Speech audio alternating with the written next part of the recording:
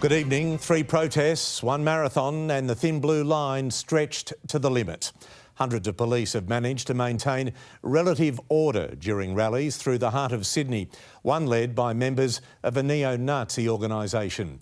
But it was a tale of two cities. In Melbourne, there was brawling in the streets, ugly clashes and arrests. At least it started as planned. Thousands at Belmore Park, all united under a forest of Australian flags. We're not a racist country, we just want a good calibre of people in here. They were calling for limits or an end to migration. You don't hate migrants? No, of course not. I am a migrant. Family came here 100 years ago from Italy. Love migration, okay? I'm from a family of immigrants as well. The point is, how many you bring in the country? Where do you house them? There was a huge police presence, several hundred funneling the march down Broadway.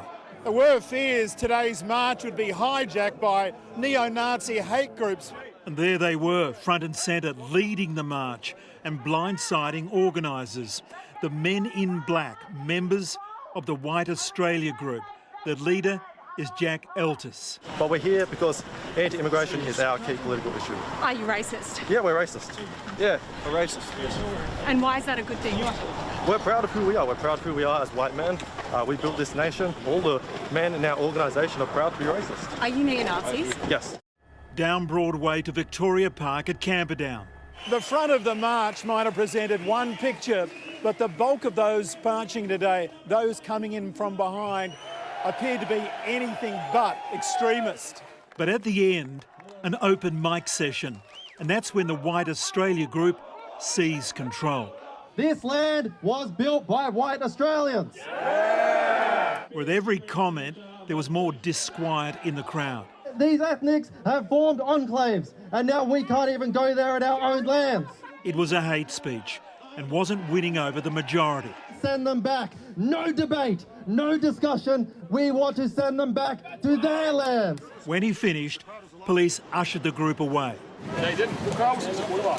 They were later spotted changing from their black garb into ordinary street clothes. A few blocks away, a march by the Refugee Action Coalition, a counter-protest that condemned the White Australia group. The poisonous rhetoric that we're seeing from March for Australia today, trying to tap into people's legitimate fears about the lack of housing, about rising cost of living, and blaming migrants, blaming refugees. This is a dog whistle towards Nazis. These people are standing with Nazis and I will not stand for it. Trying to be disguised as something patriotic when they're actually something quite hateful.